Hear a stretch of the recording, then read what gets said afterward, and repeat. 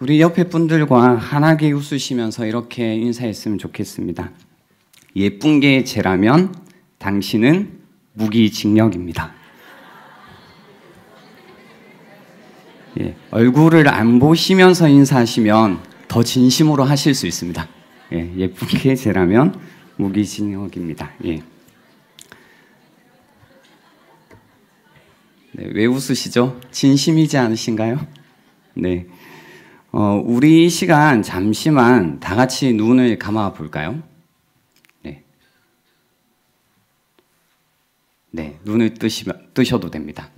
어떠신가요? 깜깜하시죠?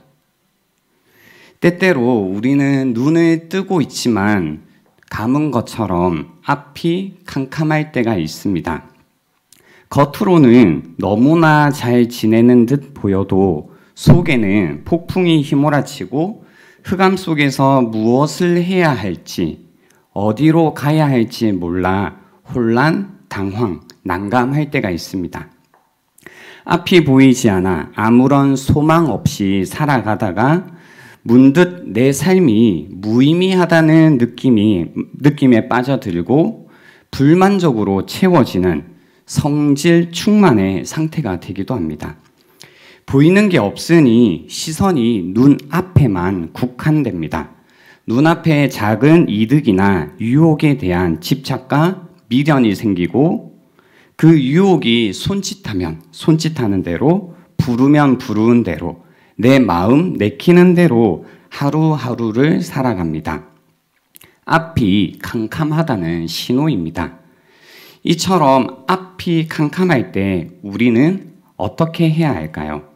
이 질문을 가지고 앞이 캄캄한 삶의 대표 바디메오의 이야기를 함께 살펴보려고 합니다. 오늘 본문은 마가복음에 기록된 마지막 치유 이야기입니다.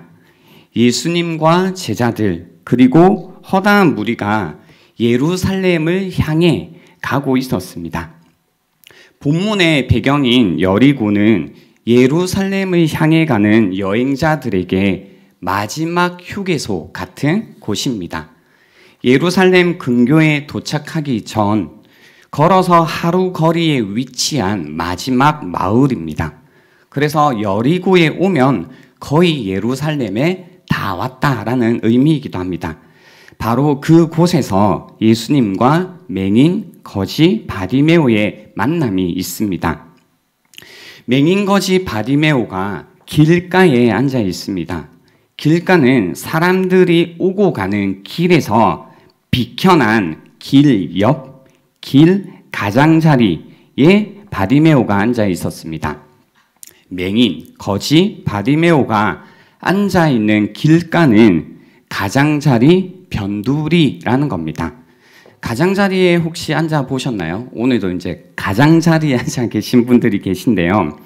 우리가 가장자리에 앉아 보면요, 소외감을 느끼게 되는 자리이고 또 내가 뭔가 모르게 좀 하찮은 보잘것없는 존재라고 느껴지게 만드는 자리이기도 합니다.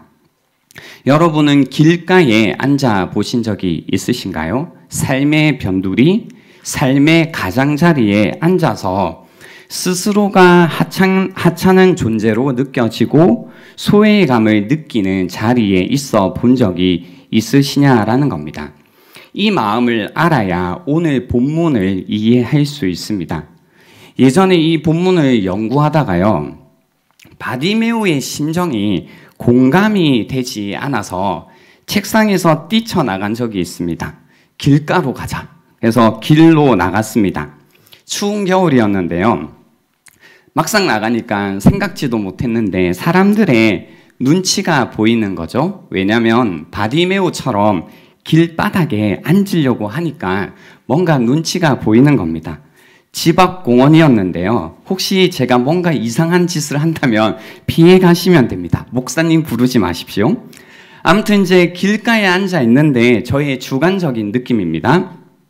먼저 엉덩이가 차가웠고 뭔가 부끄러운 마음에 얼굴은 뜨거워졌습니다. 시각장애인 바디메오처럼 저도 눈을 감았습니다.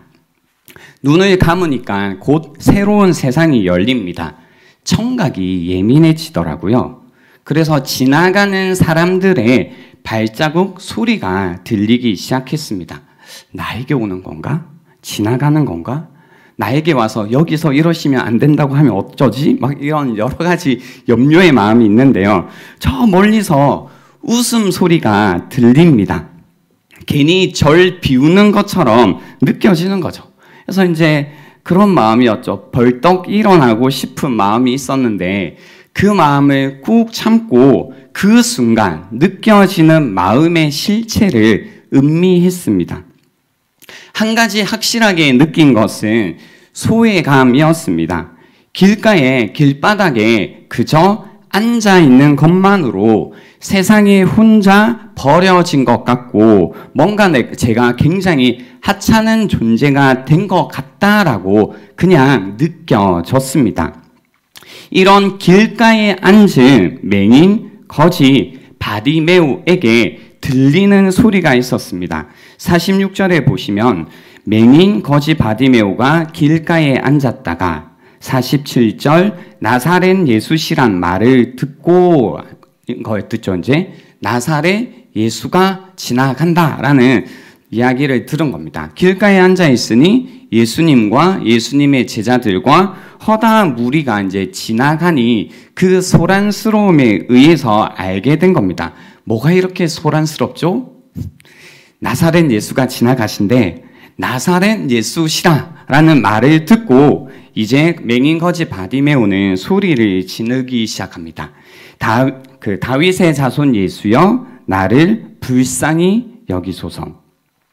맹인 거지 바디메오가 소리를 지르자 주변 사람들이 어떻게 반응하냐면요. 48절에 보시면 많은 사람이 꾸짖어 잠잠하라 하되라고 반응합니다. 예수님을 향해 바디메오가 외쳤던 이 어떤 반응에 사람들은 꾸짖고 조용히 하라고 했다라는 거죠. 불특정 다수의 사람들이 바디메오를 꾸짖습니다. 동시에 많은 사람이 동시에 바디메오를 압박하고 있습니다. 조용히 하라고 하는 거죠. 그래서 이제 기가 죽고 움츠려 들 만한 상황이 된 겁니다. 이게 그런 겁니다, 여러분. 뭔가 대단한 사람이요. 말을 타고 높은 곳에 서서 이런 압박을 견디면서 한마디 하는 것도 어려운 일입니다. 예를 들면 지금도 비슷하죠. 제가 여러분보다 위치적으로 높은 곳에 있죠. 그죠? 그래서 지금처럼 아무런 반응을 하지 않으셔도 제가 이 압박을 뚫고 큰 소리를 칠 수 있는 이유는 높은 곳에 있고 마이크라는 이제 도구가 있기 때문에 가능하지. 제가 지금 저 바닥에 누워 있으면 이제 이런 분위기라면 제가 한마디도 하지 못할 것 같은 거죠. 이해가 되십니까? 그러니까 바디메오가요. 뭔가 대단한 사람도 아니고 높은 곳에 있었던 것도 아니고 목소리가 큰 것도 아니고 그냥 보잘것없는 바디메오라는 한 사람이 낮은 길바닥에 앉아 초라한 모습으로 이런 어떤 사람들의 압박을 견디면서 말을 한다라는 것은 정말 어려운 일이라는 거죠. 보니까 네가 뭐라고 이런 거죠. 그러니까 여러분이 계속 이제 공감 안 가는 표정을 짓고 계신데요. 우리가 교회에서도 그렇잖아요. 기도할 때 주여 외쳤는데 이제 옆에 사람이 왜 이래? 하면 이제 그 다음부터는 뭐가 돼요? 눈치 보고 그냥 뭐 이제 못하는 거죠. 이제 눈치 보다가 이제 하는 것. 여러분 다 경험이 있지 않으신가요? 그렇죠? 이렇게 뭔가 모를 압박을 느끼면 우리도 모르게 사람들의 눈치를 보게 되고 이제 이 말소리가 일단 기어 들어가게 되는 거죠. 근데 바디메오는 어떻게 했을까? 이런 동시다발적으로 밀려오는 압박감 가운데 어떻게 했냐면요. 48절에 보시면 많은 사람이 꾸짖어 잠잠하라 하되 그가 더욱 크게 소리 질러 이르되 다윗의 자손이여 나를 불쌍히 여기소서 하는지라 라고 한 겁니다. 이런 압박 가운데 바디메오는요 더욱 크게 소리를 질렀습니다. 다윗의 자손이여 나를 불쌍히 여기소서. 대단한 겁니다. 예수님을 향한 이 태도가 변함이 없다라는 겁니다. 우리에게도 이럴 때가 있습니다. 하나님을 향한 외침을 침묵시키는 상황들이 있습니다. 기도할 수 없고 기도하고 싶지 않고 주여라는 이 한마디를 내뱉지 못하는 상황들이 있습니다. 주변 상황과 나의 감정에 의해 침묵하고 싶을 때, 바로 그럴 때일수록 더 크게 우리가 외쳐야 하는 한마디가 있다라는 겁니다. 다윗의 자손 예수여, 나를 불쌍히 여기소서. 예수 그리스도를 향해 더 크게 외쳐 불러야 한다는 겁니다. 다윗의 자손 예수여, 나를 불쌍히 여기소서. 여기서 우리는요, 믿음이 무엇인지를 배우게 됩니다. 이런 압박 가운데서도 끊임없이 예수님을 향해서 소리를 칠 수밖에 없었던, 예수님을 향해 변함없는 태도를 보였던 바디메오. 그의 간절함이 믿음으로 향해 가게 했다라는 겁니다. 우리가 여기에서 이제 보면요, 그 52절에 예수께서 이르시되 가라, 내 믿음이 너를 구원하였느니라 라고 예수님께서 말씀하십니다. 그래서 바디메오를 향해서 예수님이 너의 믿음이 너를 구원하였다라고 하시는 이 구원하는 믿음이 무엇인지 우리가 알 수 있다라는 겁니다. 바디메오가 외친 다윗의 자손 예수여에서 다윗의 자손이라는 호칭은요, 메시아 그리스도와 기능상 동등한 표현입니다. 다윗의 자손은 곧 메시아라는 의미이고요, 곧 그리스도, 곧 구원자라는 의미다라는 겁니다. 그래서 어떤 상황 속에서도 예수님을 향해서 외친 것이 이제 어떤 그 간절함 자체가 믿음이 아니라요, 바디메오 자신을 침묵시키는 상황과 압박 속에서도 더 크게 외치게 만들었던 그 간절함이라는 것을 예수님을 다윗의 자손, 예수님을 메시아로, 예수님을 그리스도로 보는 믿음이었다라는 겁니다. 다윗의 자손 예수, 그 예수가 메시아이시요, 그 예수가 그리스도이시요, 유일한 구원자이시기 때문에 그를 향해 그 어떤 압박이 있다 할지라도 간절함을 가지고 나아갈 수 있었다라는 겁니다. 바로 이 예수님을 향한 바디메오의 믿음이 바디메오를 구원했다라고 예수님께서 하시는 겁니다. 길가에 앉은 맹인 거지 바디메오. 어쩌면 평생을요, 사람 대접받지 못하고 보잘것없는 사람으로 주목받지 못하고 인정받지 못하고 살아왔을 이 바디메오의 믿음의 외침에 예수님은 걸음을 멈추셨습니다.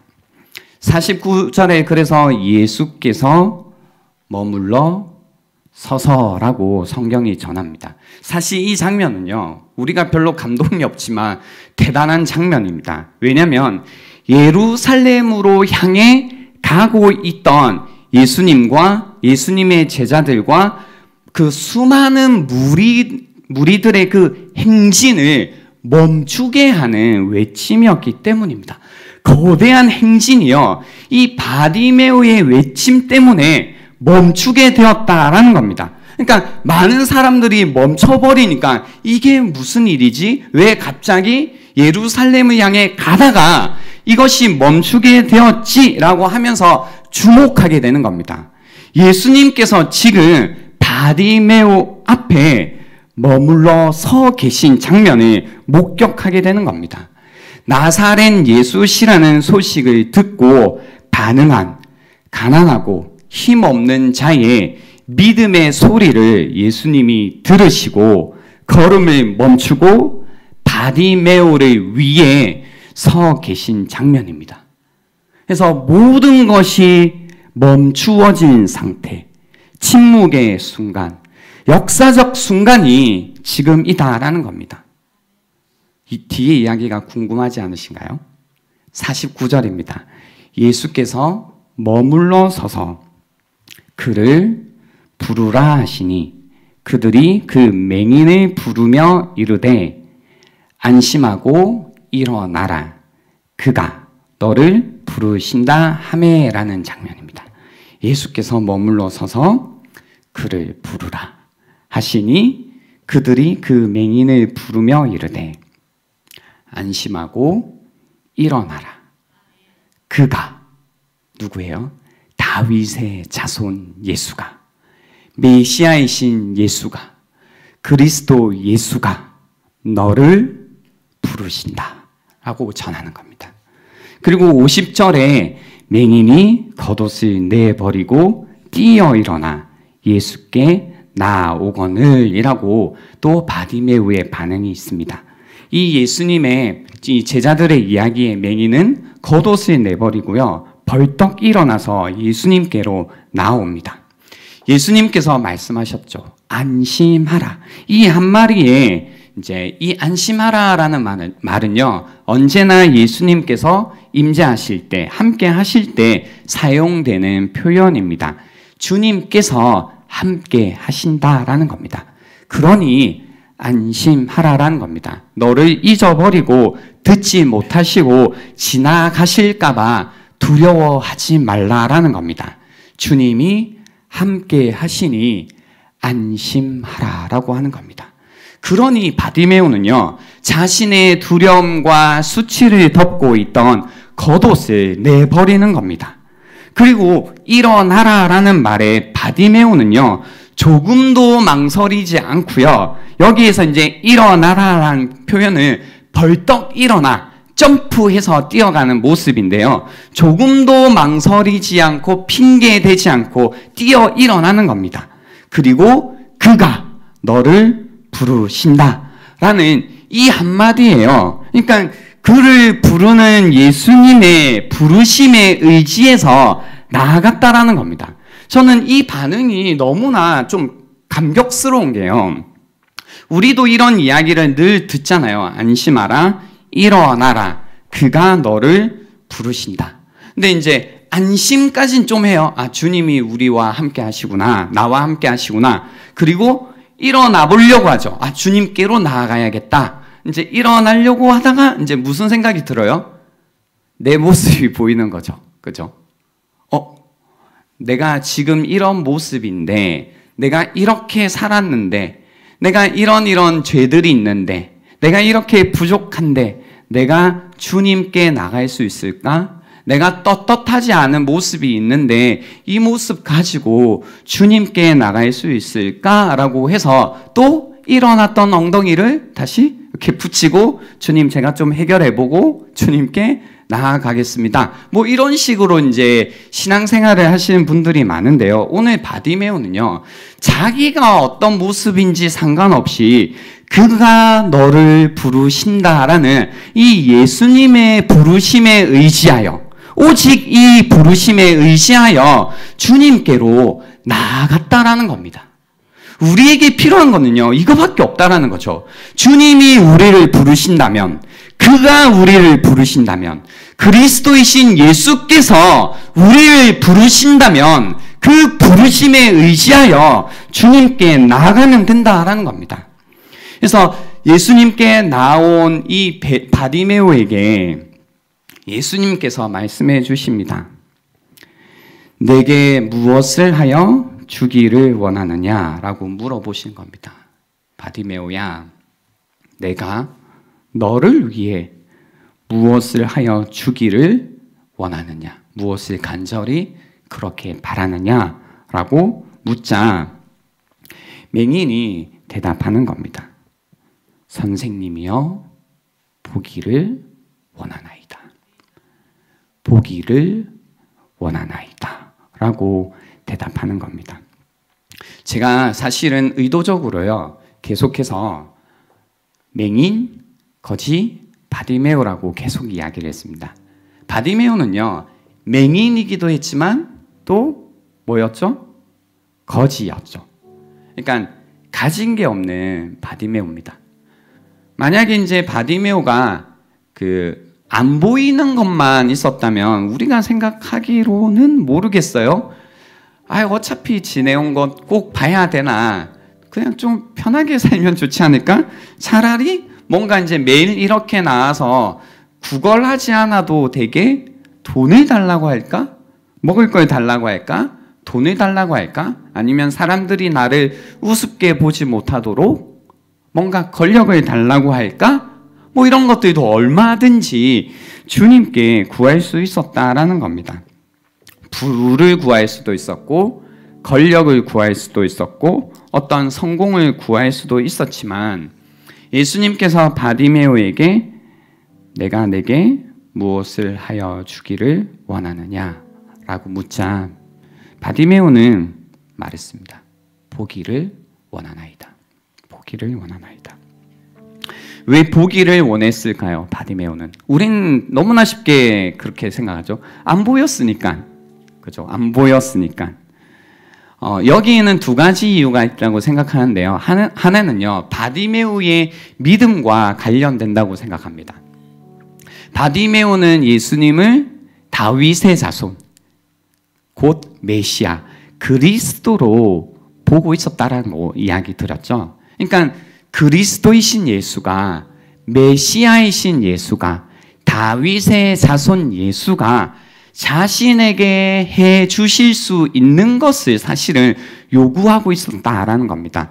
이사야 29장 18절에 보면요, 이 메시아에 관한 이야기가 있습니다. 그날에 못 듣는 사람이 책의 말을 들을 것이며 어둡고 캄캄한 데에서 맹인의 눈이 볼 것이며, 이사야 35장 5절에도 그때의 맹인의 눈이 밝을 것이며 못 듣는 사람의 귀가 열릴 것이며, 이사야 42장 7절에도 내가 눈먼 자들의 눈을 밝히며 갇힌 자를 감옥에서 이끌어내며 흑암에 앉은 자를 감방에서 나오게 하리라. 누가복음 4장 18절 19절에도요. 주의 성령이 내게 임하셨으니 이는 가난한 자에게 복음을 전하게 하시려고 내게 기름을 부으시고 나를 보내사 포로된 자에게 자유를, 눈먼 자에게 다시 보게 함을 전파하며 눌린 자를 자유롭게 하고 주의 은혜의 해를 전파하게 하려 하심이라 하였더라. 지금 바디메오는요, 다윗의 자손 예수, 메시아이신 예수, 그리스도이신 예수만이 하실 수 있는 것, 보게 하는 그것을 구하고 있었다라는 겁니다. 결국은요, 보는 것, 단순히 시야가 열리는 것이 아니라 메시아가 우리의 삶 가운데 찾아오셔서 해 주시겠다라고 약속하신 인간의 근본적인 문제의 해결, 보게 됨을 구했다라는 겁니다. 그래서 바디메오는요, 사실은 뭔가 인간으로서 할 수 있는 대단한 초인간적인 것을 구하고 있는 것이 아니라 가장 인간다운, 사람다운 것을 주님께 구하고 있었다라는 겁니다. 주님, 다른 거 제가 원하는 게 아닙니다. 저 그냥 사람이고 싶습니다. 제가 가지고 있던 가장 근본적인 문제, 이걸로 인하여서 제가 사람답지 못했습니다. 제가 보기를 원합니다. 저의 삶을 주여 구원해 달라라는 이것을 예수님께 구했다라는 겁니다. 보기 원하나이다. 주님께서 인생의 근본적인 문제해 주시기를 간절히 구했다라는 겁니다. 예수님을 메시아로 받기에, 예수님을 그리스도로 받기에 구할 수 있었던 한마디였다라는 겁니다. 여러분은 이제 저희가 서두에 던졌던 질문이 이거잖아요. 앞이 캄캄할 때 우리는 어떻게 해야 할까요? 앞이 캄캄할 때 우리는 어떻게 해야 될까요? 인생을 살아가다 보면 나이와 상관없이요, 갑자기 길이 없다라고 느껴질 때가 있죠. 앞이 보이지 않는다. 그래서 무엇을 어떻게 해야 될지 모르겠다라는 생각이 들 때가 있습니다. 정말로 앞이 캄캄하다라고 여겨질 때가 있습니다. 그때 우리는 무엇을 해야 되냐면요. 보기를 원해야 됩니다. 여러분은 보기를 원하십니까? 많은 사람들이요. 메시아이신 예수 그리스도께 나와서 보기를 원하나이다 구하기보다는 주님 물이 없네요. 주님 돈이 없네요. 주님 이것이 없어서 저의 인생이 엉망인 것 같은데요. 라고 하며 메시아이신 그리스도이신 예수가 우리에게 해 주실 수 있는 그 문제에 대한 해결을 구하기보다는 메시아가 아니어도 해 주실 수 있는 것들을 우리 삶 가운데 구하다 보니 결국은 눈이 먼 채로 예수님으로부터 멀어지는 자들이 많다라는 겁니다. 오늘 이 시간에 제가 여러분에게 오늘 이 밤을 통해서 드리고 싶은 메시지는요. 우리가 보기를 원해야 된다는 겁니다. 다른 그 무엇이 아니라 예수가 보이기를 원해야 된다는 겁니다. 우리가 믿는다고 고백하는 예수가 다른 그 어떤 분이 아니라 메시아 예수로, 그리스도 예수로 내 인생을 구원하실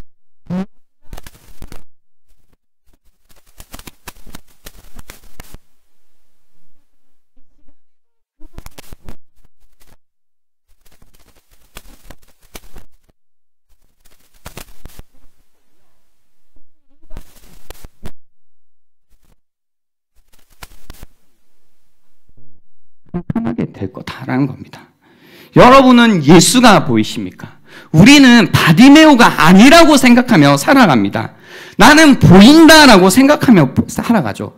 근데요, 보이지만 보인다면 어떻게 하는 줄 아십니까? 오늘 결론에 보시면 52절에 예수께서 이르시되 가라 내 믿음이 너를 구원하였느니라 하시니 그가 곧 보게 되어 예수를 길에서 따르니라 라고 하시는 겁니다.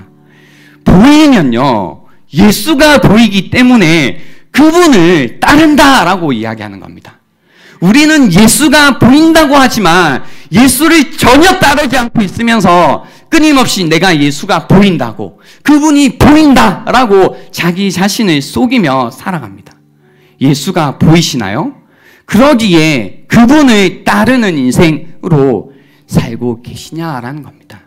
많은 사람들이요 예수를 따르는 것이 힘들다고 말합니다. 주님이 우리에게 보여주시는 길이 너무나 좁고 너무나 험난하다라고 이야기를 합니다. 그거 아시나요? 우리가요 예수가 보이지 않고 예수님이 말씀하신 길만 보이면요 그 길이 너무나 좁고 너무나 험해서 내가 갈 수 없는 길처럼 여겨집니다. 그러나 우리의 눈이 밝혀져서 예수가 보이면요 사실 그분이 말씀하신 길이 보이는 것이 아니라 그 길이 얼마나 험한지 좁은지 그것이 보이는 게 아니라 길 대신 예수 그리스도만 보인다라는 겁니다. 우리에게 필요한 건 길이 아니라요 길 대신 예수님 그분만 따라가면 충분하다라는 겁니다. 오늘 이 밤에 다시 우리의 눈 가운데 우리의 눈이 밝혀져서 예수가 보이는 이 밤이 되면 좋겠습니다. 여러분 가운데 여러 가지 많은 고민들이 있으시겠지만 아니요 주님 그 고민이 아니라 사실 생각해보니 저희의 문제는 나의 그리스도이신 예수가 나의 구원자이신 예수가 보이지 않는 것 그것이 내 인생의 문제라라는 고백을 가지고 주여 나를 불쌍히 여겨주십시오. 주님 나를 불쌍히 여겨주십시오. 이 시간 내가 다시 한번 예수를 보기 원하나이다 라고 고백할 수 있는 이 시간이 될 수 있으면 좋겠습니다. 우리 이 시간 함께 찬양하고 기도하는 시간이 되면 좋겠는데요. 오늘 이 밤에 계속해서 이 말씀을 묵상해 보면 좋겠습니다. 나는 예수를 어떤 분으로 고백하며 바라보고 있지? 정말로 유일하신 구원자이신 그리스도, 메시아이신 그분으로 바라보고 있는가를 다시 한번 깊이 묵상해 보시는 이 시간이 될 수 있으면 좋겠습니다. 우리 함께 찬양으로 고백합니다.